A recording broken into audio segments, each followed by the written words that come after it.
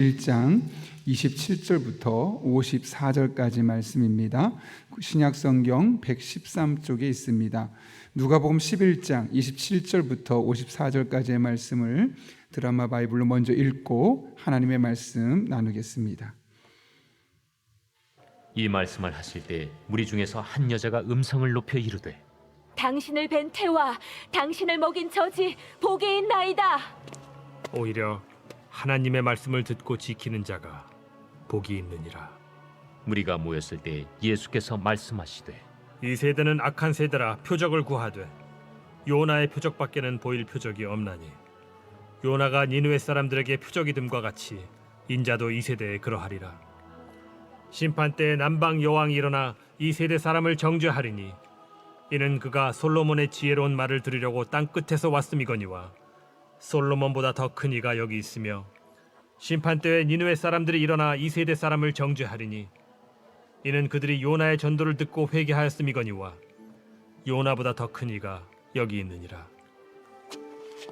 누구든지 등불을 켜서 움속에나 말 아래에 두지 아니하고 등경 위에 두나니 이는 들어가는 자로 그 빛을 보게 하려 함이라. 내 몸의 등불은 눈이라. 내 눈이 성하면 온 몸이 밝을 것이요 만일 나쁘면 내 몸도 어두우리라. 그러므로 내 속에 있는 빛이 어둡지 아니한가 보라. 내 온 몸이 밝아 조금도 어두운 데가 없으면 등불의 빛이 너를 비출 때와 같이 온전히 밝으리라. 예수께서 말씀하실 때에 한 바리새인이 자기와 함께 점심 잡수시기를 청함으로 들어가 앉으셨더니 잡수시기 전에 손 씻지 아니하심을 그 바리새인이 보고 이상히 여기는지라. 너희 바리새인은 지금 잔과 대접의 겉은 깨끗이 하나 너희 속에는 탐욕과 악독이 가득하도다. 어리석은 자들아, 겉을 만드신 이가 속도 만들지 아니하셨느냐. 그러나 그 안에 있는 것으로 구제하라. 그리하면 모든 것이 너희에게 깨끗하리라. 화 있을진저 너희 바리새인이여, 너희가 박하와 운양과 모든 채소의 11조는 들이되 공의와 하나님께 대한 사랑은 버리는도다. 그러나 이것도 행하고 저것도 버리지 말아야 할지니라. 화 있을진저 너희 바리새인이여, 너희가 회당의 높은 자리와 시장에서 문안받는 것을 기뻐하는도다. 화 있을진저 너희여, 너희는 평토장한 무덤 같아서 그 위를 밟는 사람이 알지 못하느니라. 한 율법 교사가 예수께 대답하여 이르되 선생님, 이렇게 말씀하시니 우리까지 모욕하심이니이다. 화 있을진저 또 너희 율법 교사여, 지기 어려운 짐을 사람에게 지우고 너희는 한 손가락도 이 짐에 대지 않는도다. 화 있을진저 너희는 선지자들의 무덤을 만드는도다. 그들을 죽인 자도 너희 조상들이로다. 이와 같이 그들은 죽이고 너희는 무덤을 만드니 너희가 너희 조상의 행한 일의 증인이 되어 옳게 여기는도다. 그러므로 하나님의 지혜가 일렀으되 내가 선지자와 사도들을 그들에게 보내리니 그 중에서 더러는 죽이며 또 박해하리라 하였느니라. 창세 이후로 흘린 모든 선지자의 피를 이 세대가 담당하되 곧 아벨의 피로부터 제단과 성전 사이에서 죽임을 당한 사가랴의 피까지 하리라. 내가 너희에게 이르노니 과연 이 세대가 담당하리라. 화 있을진저 너희 율법 교사여, 너희가 지식의 열쇠를 가져가서 너희도 들어가지 않고 또 들어가고자 하는 자도 막았느니라. 거기서 나오실 때 서기관과 바리새인들이 거세게 달려들어 여러 가지 일을 따져 묻고 그 입에서 나오는 말을 책잡고자 하여 노리고 있더라. 아멘. 우리 먼저 귀의 소식 하나 전하고 말씀 나누도록 하겠습니다. 오전 10시부터 오후 2시까지 젊은 부부 모임이 있습니다. 젊은 부부들, 그동안 아이를 키우면서 만나지 못했던 분들 함께 만나고 또 아이들 또 함께 교제하면서 신앙의 교육과 또 앞으로 우리 다음 세대를 위한 방향에 대해서 고민을 듣고 나누고 또 대책을 세워가는 그런 시간을 가지려고 합니다. 위에서 기도해 주시기를 부탁합니다. 제가 기도하고 하나님 말씀 나누겠습니다. 거룩하신 아버지 하나님, 많은 자리가 복된 자리이지만 우리를 기도의 자리로 불러주셔서 하나님을 한 번 더 생각하게 하시고 말씀을 들으며 우리의 생각과 가치관과 세상에 물들어 있던 우리의 사고방식을 말씀으로 씻어주신 은혜 진심으로 감사를 드립니다. 오늘 주시는 말씀을 내게 주시는 말씀으로 받습니다. 이 말씀이 우리 삶의 능력이 되게 하시고 지혜가 되게 하시고 이정표가 되게 하여 주셔서 남은 평생을 살아가며 하나님 안에 진정으로 복된 삶을 살아가는 주의 성도들의 삶 되게 하여 주옵소서. 예수님의 이름으로 기도하옵나이다. 아멘. 예전에 제가 제목만 보고도 충격을 받았던 책이 하나 있습니다. 하마터면 열심히 살 뻔했다라는 제목의 책입니다. 너무 신기하고 도대체 무슨 내용인가 궁금해서 다 읽지는 않고 조금만 제가 서점에서 읽었던 적이 있는데요. 이런 내용입니다. 우리가 이 세상에 태어난 이상 우리는 열심히 살아야 한다는 것이죠. 좋은 대학을 가기 위해서 첫 번째 정거장이 좋은 대학이고, 이 좋은 정거장, 좋은 대학에 가기 위해서 우린 누구보다 열심히 공부해야 합니다. 그래서 학창시절에 경험할 수 있는, 또 경험해야 되는 다양한 것들을 포기하면서까지 공부에 올인하는 우리 세대가 있고, 또 그 이후에 좋은 대학에 진학하게 되면 우리 흔히 말하는 좋은 직장, 연봉이 많고 좀 더 미래가 보장된 이 좋은 직장에 가기 위해서 끊임없이 열심히 공부해야 하고, 그것이 또 끝나고 나면 어떤 일이 남아있죠? 우리가 생각하는 이상적인 배우자와 또 이상적인 가정을 이루기 위해서 누구보다 열심히 일을 해야 합니다. 그 이후에는 더 좋은 집과 더 좋은 차, 또 남부럽지 않은 노후를 위해 연금을 위해서 우린 끊임없이 열심히 살라고 강요하는 세상을 살아가고 있습니다. 흔히 말하는 열심공화국 속에서 우리도 왜 열심히 살아야 하는지, 무엇이 진정한 열심인지도 모른 채 열심히 살아야 하니까 주어진 앞에 있는 정거장 하나하나를 거쳐가며 열심히 했다는 말로 스스로 위로를 받고, 또 그냥 열심히 했다는 말로 마치 그 모든 과정을 제대로 해낸 것처럼 살아가고 있습니다. 그러나 돌아보면 왜? 무엇 때문에 내가 이렇게 열심히 살아야만 했지? 이렇게 열심히 살아야 하는 것이지? 답을 쉽게 할 수 없는 겁니다. 그냥 내 옆에서 열심히 뛰어가니까 나도 모르고 열심히 뛰어가는 것처럼 우리가 그렇게 살아가고 있습니다. 하마터면 열심히 살 뻔했다라는 책도 같은 맥락의 책입니다. 정말 주변 사람들 보면서 자기도 모르게 똑같이 동화되어서 열심히 살아가던 한 저자가 어느 날 자신의 인생을 돌아보면 내가 왜 이렇게까지 살아야 하는 것일까? 내가 왜 이렇게까지 열심히 사는 것일까? 라는 질문을 던지며 이 책은 시작합니다. 그러다가 멈춰섭니다. 다니던 직장을 그만두고 하던 일을 멈추고, 도대체 내가 여기까지 열심히 달려왔는데 앞으로 달려가야 할 곳은 무엇일까? 방향을 찾기 시작하는 것이죠. 그래서 지금까지 열심히 달려온 것이 최선이었고 이것이 나에게 가장 바른 것이라고 생각했던 그곳에서 모든 것을 멈추고 방향을 바꾸고 나니까 열심히 우선순위가 아니고 제대로 내가 살아갈 방향을 찾게 되는 것이고, 그러다 보니 자신도 몰랐던 삶의 문제, 그 크고 작은 문제들이 하나씩 풀려가는 것들을 경험할 수 있게 되었던 것이죠. 여러분, 열심히 산다는 것, 땀 흘리며 주어진 상황에서 남보다 더 수고하며 살아간다는 것은 정말 귀한 삶의 태도이고 우리가 서로에게 장려해야만 하는 리더일 수 있습니다. 그러나 그 열심의 방향이 잘못되었다면 그것만큼 어리석고 부끄러운 삶은 없습니다. 열심을 말할 때 자주 인용되는 사람이 바로 히틀러 아니겠습니까? 그가 갖고 있었던 열심은 많은 사람을 죽이는 데 사용되었습니다. 그렇다면 그 열심 자체는 아주 특별한 것이었지만 왜곡된 것이었고 결국 파괴적인 것이고 잘못된 것이 될 수밖에 없었던 것이죠. 그런 의미에서 우리가 방향을 잘 잡아가는 것, 그것이 너무나 중요합니다. 그럴 때 우리의 삶에 실수가 줄어들고 그럴 때 우리 삶이 하나님 안에서 균형 잡힌 삶을 살아갈 수 있는 것이죠. 오늘 본문의 말씀은 잘못된 방향을 설정하고 평생을 살아왔던 한 여인을 향한 예수님의 선언이 담겨 있습니다.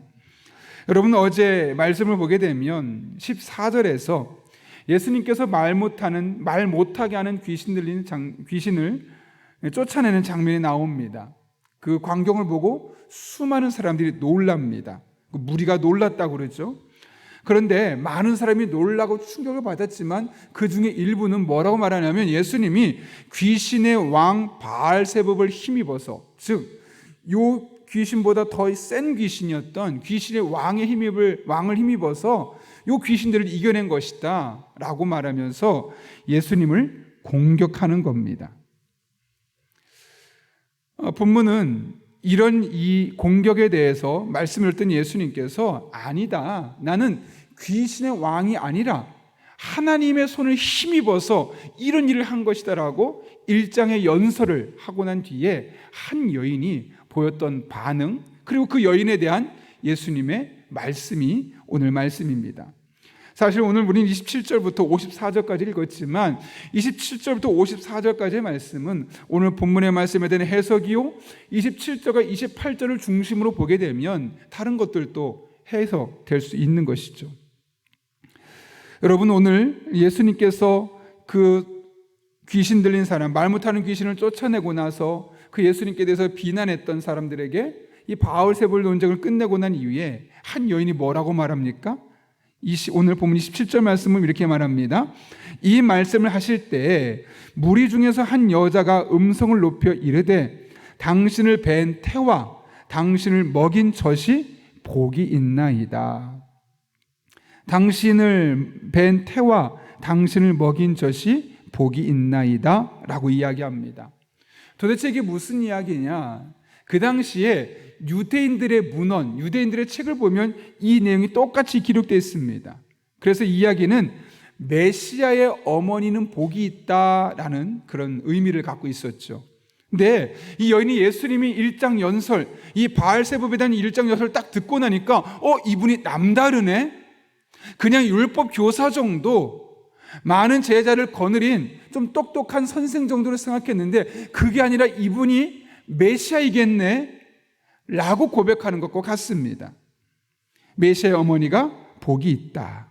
그런데 오늘 본문의 말씀, 이 말씀을 듣고 나서 예수님께서 뭐라고 말씀하십니까? 우리 28절 말씀 같이 읽겠습니다. 시작. 예수께서 이르시되 오히려 하나님의 말씀을 듣고 지키는 자가 복이 있느니라 하시니라. 아멘. 여기 보시면 예수님은 오히려라는 말을 사용하고 있죠. 의도적으로 그 여인이 했던 말과 예수님의 말을 대조하고 있는 겁니다. 그런데 예수님의 말이 좀 이상합니다. 아니, 여인은 유대인들이 그동안 늘 보아왔던 그 책에 기록된 이야기, 당신을 뵌 태와, 즉 메시아를 임신한 여성과 그 메시아를 먹인 어머니가 복이 있다 라고 말했던 그 유대 문헌의 이야기를 했을 뿐인데, 그럼 예수님은 그 문헌에 대한 이야기를 해야 되는데 너 그거 정확하게 알고 있구나 이렇게 이야기해야 되는데 갑자기 좀 생뚱맞게 오히려 하나님의 말씀을 듣고 지키는 자가 복이 있다라고 말씀하고 있는 겁니다. 아마 순간적으로 여인은 당황했을지 모르겠습니다. 그러나 우리는 예수님의 분명한 의도를 알아야 합니다. 오히려 서로 대조하는 이유가 무엇입니까? 예수님의 앞에서 예수님의 설교를 듣고 나서 저분은 메시아 같아 라고 고백했던 그 여인의 고백, 사실상 그것은 메시아의 존재를 인정하고 인식하는 고백이기도 하지만 한편으로는 혈연주의를 강조하는 이스라엘 백성들이 갖고 있었던 선민 사상을 말하는 것이고, 나 그거 지금 알고 있어, 나 그 메시아의 후손으로 온 사람이야. 그러니까 예수님은 지금 이 여인의 이 유대문헌에 기록되었던 메시아에 관한 예언을 어떻게 하고 있었냐? 여인은 알고 있음을 자랑하고 있었던 것이죠. 나 그거 알아, 내가 읽어봤어, 메시아는 이런 분이고 그 메시아를 임신하고 그 메시아를 키워온 어머니가 복이 있다는 성경, 내가 그 유대문헌 이야기를 잘 알고 있어. 예수님 뭐라고 말씀하시냐면, 그래, 아는 건 너무 좋아. 그런데 아는 것으로 끝나는 건 의미가 없어. 그 말씀을 듣고 지키는 자가 복이 있어 라고 말씀하고 있는 것이죠. 성경을 많이 알고 있다는 것, 나 성경 몇 독했습니다 라는 것, 우리가 이 세상을 살아가면서 그리스도인으로서 다른 사람에게 자랑할 만한 일입니다. 그렇죠. 여러분이 정말 저 일독했어요라고 말해도 옆에서 와, 대단하다. 나는 구약도 다 못 읽었는데 신약도 한번 제대로 읽어본 적 없는데라는 이야기를 수두룩하게 듣게 될 것입니다. 그럴 정도로 성경 말씀을 많이 안다는 것은 우리에게 어쩌면 그런 기회를 가졌다는 것 자체가 복일 수 있습니다. 그러나 예수님은 뭐라고 말씀하시냐면 많이 아는 거 그게 그렇게 중요한 게 아니야. 듣고 그 말씀을 지키는 자가 복이 있어 라고 말하면서 그 여인에게 면박을 주고 있는 것이죠. 그 뒤에 이어지는 29절부터 32절까지 요나의 표적을 구했던 것도 또 마찬가지입니다. 왜 이 말씀 하셨습니까? 오늘 읽지는 않았지만 어제 말씀 보게 되면 무슨 이야기 있습니까? 이 바알세불 논쟁을 하고 나서 무슨 일이냐면 표적을 구하는 16절 보면 또 더러는 예수를 시험하여 하늘로부터 오는 표적을 구하니라고 했습니다. 그래서 그들 향해 말하는 겁니다. 내가 너희들에게 보여줄 것은 요나의 표적밖에 없어. 그러면서 요나가 3일 동안 물고기 뱃속에 있다가 살아났던 것처럼 나도 죽고 나서 3일 후에 살아날 거야 라는 것을 예수님께서 비유적으로 말씀하고 있는 거죠. 33절부터 36절도 등불 비유도 마찬가지고 37절부터 54절까지 나오는 바리새인과 율법교사도 마찬가지입니다. 성경을 잘 알고 있지만 나름대로 자기는 잘 지키고 있다고 생각하지만 말씀대로 지키고 있지 않는 그들에 대해서 정면으로 반박하고 있는 내용이 바로 오늘 본문의 말씀이요 이어지는 말씀들의 내용이죠. 여러분, 당시에 유대인들은 누구보다 성경에 대해서 잘 알고 있었습니다. 그리고 그 성경이 기록되어 있는 메시아에 대해서도 잘 알았고 자랑하고 있었습니다. 그러나 그 말씀대로 살아가는 일에서는 실패하고 있었던 것이죠. 그런 상황 속에서 예수님의 선언이 어떤 의미가 있겠습니까? 아는 것, 그래, 정말 귀한 것이야. 그러나 아는 것에만 그치지 말고 듣고 지키는 자가 되어야 해 라고 말씀하고 있는 겁니다. 사실 우리 인생의 많은 문제들은 몰라서가 아니라 알지만 실천하지 않는 데서 비롯되고 있습니다. 제가 며칠 전에 건강과 운동과 관련해서 강의를 하는 유모 교수님의 강의를 잠깐 들은 적이 있었는데요. 그분이 아주 재미난 이야기를 했습니다. 실행력에서 행자를 지우면 어떤 단어가 만들어지죠? 실력이 되죠. 그러니까 사람의 실력은 아는 데 있는 것이 아니라 실행할 때 있다는 겁니다. 그래서 실행력 이퀄 실력이다 라는 이야기를 하는 겁니다. 운동도 마찬가지라는 거죠. 운동하면 건강해질 수 있습니다. 운동해지면 고지혈등도 좋아지고, 운동하면 당뇨도 없어지고, 운동하면 체중도 줄고, 운동할수록 우리 몸은 더 좋아질 겁니다라는 이야기 모르는 사람이 있습니까? 없죠. 그러나 그것을 실행하지 못하니까 우리 몸의 운동에 실력이 없는 거죠. 이것은 비단 운동만을 말하는 것이 아닙니다.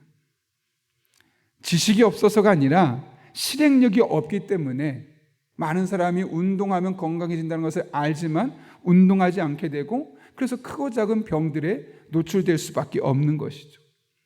영적인 원리라고 다를까요, 여러분? 영적인 원리도 실행력이 중요합니다. 하나님의 말씀을 들었을 때 그 말씀을 실행하는 힘을 갖고 있을 때 그 힘이 바로 우리의 삶의 영적인 실력으로 나타나게 되어 있는 겁니다. 근데 우리는 듣고 아는 것을 실력으로 착각하고 있습니다. 내가 많이 알면 그것이 마치 실력 있는 그리스도로 살아가지만 그렇지 않습니다. 실행하는 사람이 진짜 실력 있는 그리스도인으로서 자기에게 주어진 삶의 문제들을 쉽진 않지만 버겁지만 그래도 힘을 내어 하나씩 풀어나갈 수 있는 것이죠. 그런 의미에서 하나님의 말씀을 얼마나 많이 알고 있느냐 보다 중요한 것은 얼마나 많이 실천하고 있느냐라는 겁니다. 그래서 여러분 야고보에서도 그런 말씀 있지 않습니까? 너희는 말씀을 행하는 자가 되고 듣기만 하여 자신을 속이는 자가 되지 말라. 듣는 게 참 무섭다는 거죠. 무슨 말입니까? 막 듣다 보면, 자주 듣다 보면 어떤 착각을 하냐면 나 저거 알고 있어. 그것이 내가 마치 그렇게 하고 있는 것처럼 되고 있다고 스스로를 착각하게 만드는 거죠. 그래서 듣기만 한 자를 어떤 자로 뭐라고 말하고 있습니까? 자신을 속이는 자. 기도에 대한 설교 많이 들어요. 유튜브로 설교 많이 들어요. 그럼 어때요? 내가 정말 그렇게 살고 있는 사람처럼 착각하고 그것이 자기를 속이는 거예요.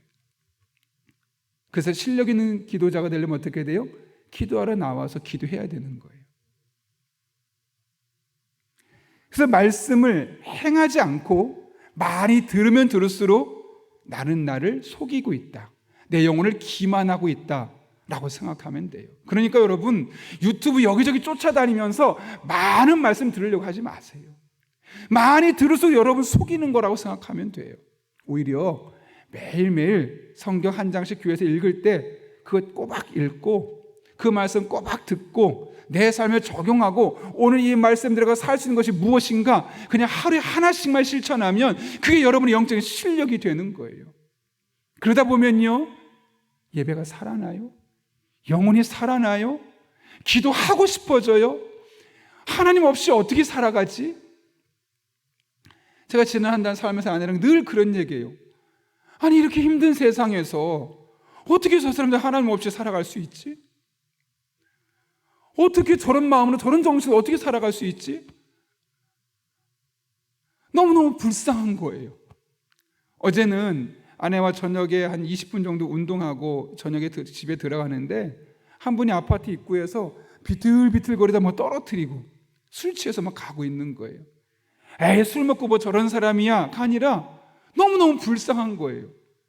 하나님이 없으니까 술 먹고 겨우겨우 잊어야 되는 거예요. 술 먹어야지만 스트레스가 풀리는 거예요. 이 상황을 지워버리고 싶은데 그게 지워지지 않으니까 술로 잠깐 지워버리는 거예요. 너무너무 불쌍하지 않습니까? 하나님 없이도 잘 살 수 있는 것처럼 살아가고 있지만 실상은 그렇지 못한 사람들이 너무나 많아요. 여러분, 하나님이 있다는 것이 얼마나 중요한지 알고 하나님 없이 살 수 없습니다 라는 믿음의 고백이 회복되는 것은 다른 것에 있지 않아요. 말씀, 오늘 하루 들은 거, 그 말씀 나의 삶에 적용하고 어떻게 하면 이 말씀대로 살아갈 수 있을까? 실행할 때 그 하나하나가 여러분에게 실력으로 나타나게 될 것입니다. 여러분, 만약 여러분이 세상을 떠나게 될 때 하나님께서 여러분에게 무엇을 보실까요? 야, 너 성경 몇 독했니? 너 교회 안에 있는 성경 공부 과정 몇 개나 이수했니? 그런 거 물어보실까요? 너 암송 구절 몇 개 알고 있는데 너 몇 개 성경 구절 외우고 있어? 그러 물으실까요? 그러지 않으실 것 같아요. 너 그때 들었던 말씀부터 얼마나 씨름했니? 너무너무 힘들 때 그 말씀부터 하나님께 씨름하면서 그거 어떻게 이겨내려고 몸부림쳤니? 기도도 하기 싫을 때 하나님 앞에 기도하는 것이 생명이고 기도하는 것이 능력이고 기도밖에 답이 없다는 사실을 설교를 듣고 나서 그 말씀 듣고 기도하려고 어떻게 노력했니? 그거는 물어보실 것이겠지. 성경 몇 독했는지, 교회 몇 번 나왔는지 그런 거 물어보시지 않을 것 같아요. 하나님께서 왜 우리에게 말씀을 주셨을까요, 여러분? 저는 이 신명기 10장 12절 말씀이 너무너무 좋아요. 이런 말씀이죠. 이스라엘아, 내 하나님 여호와께서 내게 요구하는 것이 무엇이냐. 12절 앞부분이에요. 그 13절 가면 이렇게 돼 있어요. 내가 오늘 내 행복을 위하여 내게 명하는 여호와의 명령과 규례를 지킬 것이 아니냐. 하나님 원하는 거 많지 않아요. 그냥 하나님의 말씀을 지키는 거예요. 말씀대로 살아가는 거예요. 그런데 그것이 우리의 어깨에 또 다른 짐을 하나 얹어두기 위해서가 아니에요. 제가 이제 준비된 설교 시리즈가 주일 설교 끝나고 나면 철로 역정에 대한 설교를 계속 하려고 하는데 철로 역정에 보면 크리스천이 나와요. 등에 짐이 너무너무 많아서 그 짐 때문에 힘겨워하는 그런 모습이 나타나요. 여러분, 하나님의 말씀을 들으면서 이거 해라 저거 해라 그러니까 아유 또 교회 와서 설교 들으면 부담스러워. 또 이것도 해야 되고 저것도 해야 되고 너무너무 힘들어. 말씀 좀 피하고 싶어. 일주일에 한 번만 듣고 그냥 그런 부담을 지워버리고 싶어. 사실 그런 생각이 들 때 있지 않습니까? 하나님 뭐라고 말씀하냐면 아니라는 거예요.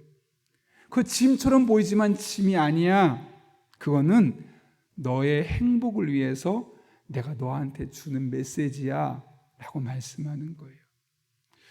그런 의미에서 내가 하나님의 말씀이 짐으로만 다가오고 있다는 그것은 무엇을 의미할까요? 그 말씀의 맛, 그 말씀을 내 안에 녹여내지 못했다는 거예요. 그 말씀을 경험해보고 이게 진짜 복이구나. 이게 짐이 아니라 내 인생의 가장 큰 축복이 이 말씀 안에 있었구나. 이걸 모르니까 그냥 말씀을 들을 때마다 막 복으로 들리는 것이 아니라 짐, 또 짐을 주시네, 또 짐을 주시네 이렇게 들리는 거죠. 그렇지 않겠습니까, 여러분? 이럴 때 아멘이 나와야 되는데, 그렇죠? 하나님의 말씀은 짐이 아니에요. 읽을수록, 들을수록, 아니 읽고 듣고 적용할수록, 내 몸에서 녹여낼수록 행복이 더해지는 축복의 통로가 바로 하나님의 말씀이에요. 그래서 계시록 1장도 그 계시의 말씀을 읽고 듣고 기록된 대로 지키는 자가 복이 있다고 하잖아요. 제가 짧게 저의 이야기를 하나 하고 오늘 말씀 마치려고 그래요. 제가 안식년을 시작하면서 무모한 도전을 시작했어요. 어떤 도전이냐면 유튜브에 보면 말씀대로 살아가기, 뭐 예수님처럼 살아가기 위해서 뭐 1개월을 살았다, 1년을 살았다, 어떤 사람은 3년을 살았다 하면서 자신의 삶이 얼마나 놀랍게 변화되는지를 막 진술하는 그런 유튜브가 있어서 너무 신기했고 저도 한번 그렇게 살아보고 싶었는데 제 마음속에 있는 좀 삐뚤어진 감정이랄까요? 반대. 어떤 마음이냐면 반대로 사실 우리 목사들은 늘 그렇게 살아갈 수밖에 없는데 매일 새벽에 일어나서 말씀 읽고 설교 준비하다 보면 말씀 또 읽고 또 매일 어쨌든 기도를 하게 되는데 우리 평신도분들의 삶은 그렇지 못한 분들이 많을 것 같다. 그러면 일주일에 월요일부터 토요일까지는 성경 읽지 말아보자. 기도도 하지 말아보자. 그리고 주일 예배만 열심히 드려보자. 제가 뭐 그렇게 살아보기로 결단한 거예요. 한 달을. 죽는 줄 알았어요. 주일날 와서는 그래 괜찮았거든요. 근데 제 안에 말씀이 사라지고 기도가 사라지니까 하나님이 귀찮아지더라고요. 설교 또 들어야 되는데 며칠 지내다 보니까 이거 설교 듣는 게 의무가 되고 짐이 되고 내가 성도들한테 매일 주일마다 여러분 말씀 강해 철력정 매일 하세요라고 했는데 우리 성도들도 그러겠다. 그런 마음이 드는 거예요. 그러면서 순간적으로 믿음도 흔들리고 몸도 아파지고 병도 찾아오게 되고 다양한 어려움을 제가 겪게 되었던 것이죠. 물론 모든 사람이 다 그렇지는 않을 거예요. 저의 케이스를 일반화시킬 수는 없어요. 그러나 한 가지 분명하게 말씀할 수 있는 것은 말씀에서 떠나고 기도에서 떠나고 은혜에서 떠나서 일주일에 한 번 주일 말씀으로 살아가려고 했더니 충분하지 않더라는 거예요. 오히려 목회자가 되어서 의무적이라도 매일 말씀을 읽고 설교 준비하고 매일 기도할 수 있는 것, 그게 진짜 복이었구나. 그게 진짜 행복한 것이었구나라는 것을 다시 한번 깨닫게 되는 것이죠. 여러분, 하나님의 말씀이 짐입니까? 축복의 통로입니까? 예, 하나님의 말씀을 자꾸 들으세요. 많이 들으려고 하지 마세요. 하루에 그냥 말씀 그게 철로역정 성경 그대로 읽으시고 설교 말씀 들으시면서 마음에 한 가지 적용하고 결단하고 그렇게 매일매일 살아보세요. 그게 여러분의 몸에서 녹여지는 순간 그게 또 다른 행복의 요소들이 될 것이에요. 바라기는 저도 여러분도 그 말씀의 복을, 그 말씀의 행복을 날마다 경험할 수 있기를 예수님의 이름으로 축원합니다. 우리 함께 찬양하고 기도하겠습니다. 푸른 마르고 꽃은 시드나. 제가 함께 기도하고 이제 찬양하겠습니다. 거룩하신 아버지 하나님, 하나님의 말씀을 듣기 듣기만 하고 알기만 하는 것이 중요한 것이 아니라 듣고 지키는 자가 복이 있다라고 말씀하셨는데, 우리 성도님들 매일매일 주시는 말씀 듣고 지킬 때 그 말씀이 능력과 힘이 되게 하여 주옵소서. 예수님의 이름으로 기도하옵나이다. 아멘.